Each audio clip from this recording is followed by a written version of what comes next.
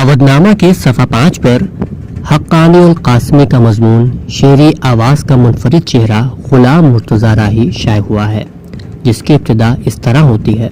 गुलाम मुर्तज़ा राही बेहतर से बेहतर, खूब से खूबतर की तलाश में खुद तरदीदी और खुद तनसीकी अमल से गुजरते रहे हैं। फ़नी और फ़िक्री पुख्तगी की खातिर कलाम में तरमीम व तनसीक और हज़्फ़ व इज़ाफ़े भी करते रहते हैं, मगर मैं उनकी तरह अपनी इस पुरानी राय में कोई तरमीम नहीं कर सकता कि गुलाम मुर्तज़ा राही अपनी मुनफरिद लफ्ज़ियात, तशबीहात व इस्तिआरात की इनफरादियत की वजह से मासिर शेरी मंजरनामे में मुनफरिद मकाम रखते हैं।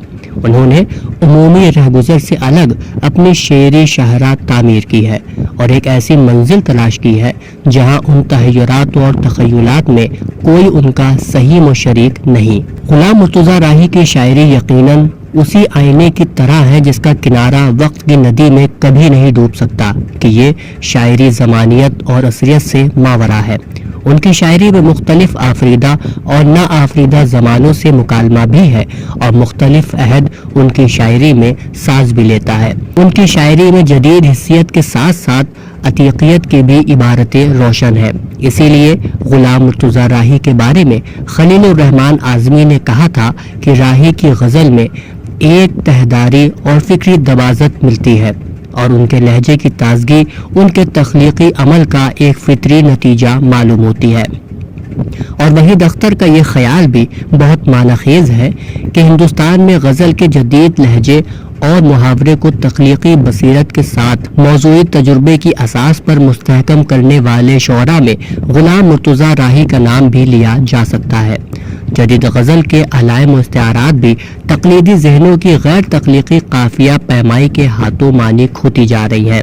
राही ने उन बज़ाहिर पटे हुए अल्फाज को अपने महसूसात से हम आहंगी करके दाखिली तजुर्बे और खारिजी हक़ाइक़ की ज़बान बनाने का गुर सीख लिया है और इसीलिए गज़ल गो शोरा के हुजूम में जहाँ चेहरों में इम्तियाज़ करना बहुत मुश्किल है, राही की आवाज़ का चेहरा दूसरों से मुमताज़ और मुनफरिद होकर पहचाना जाने लगा है। उनकी आवाज़ के चेहरे के ऐसे अक्स हर सफ़े पर चमक रहे हैं।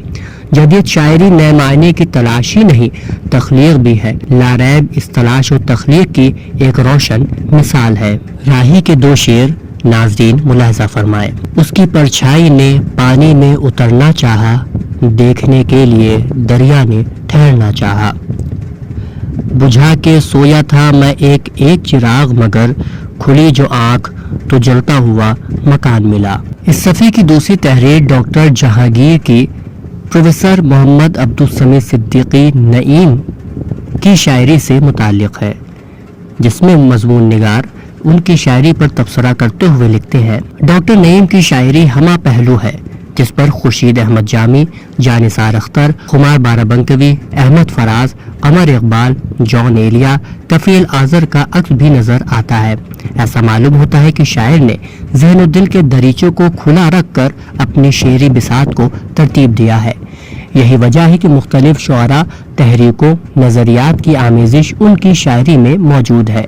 जदीद व कदीम के चक्कर में अक्सर शुअरा मंजिल से दूर हो जाते हैं, वही इस शाहरा से सलामती के साथ गुजरता है जिसकी निगाहें हुजूम में भी अपनी इनफरादियत की तलाश में रहती है। मैं समझता हूँ कि नईम ने अपने फिक्री इख्तिसास को पा लिया है। नर्म लहजा और जज्बे की तपिश ने कलाम को पुख्तगी अता की है। इस बात की दलील के बतौर ये शेर मुलाहजा कीजिए जिसमें मौसूफ ने बिल्कुल जुदा गाना रंग इख्तियार किया है। कहते हैं कि बात जो निकले दूर तलक वो जाएगी, सच तो ये है जब वो लौटे तो खुद से शर्माएगी।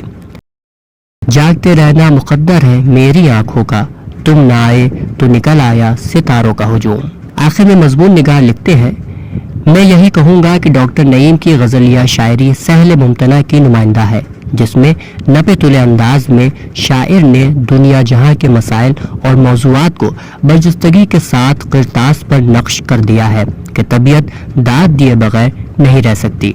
उनकी शायरी इम्कानात की रोशन दलील है जो आने वाले वक्तों में नई नस्ल के शोरा के लिए मिशअल राह साबित होगी। नईम ही के शेर पर अपनी गुफ्तगू तमाम करना चाहूँगा।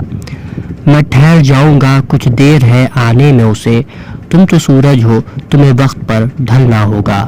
اودھ نامہ میں شائع مضامین کو مکمل طور پر پڑھنے کے لیے اودھ نامہ کی ویب سائٹ www.awadhnama.com پر وزٹ کریں اور ای پیپر پر کلک کریں.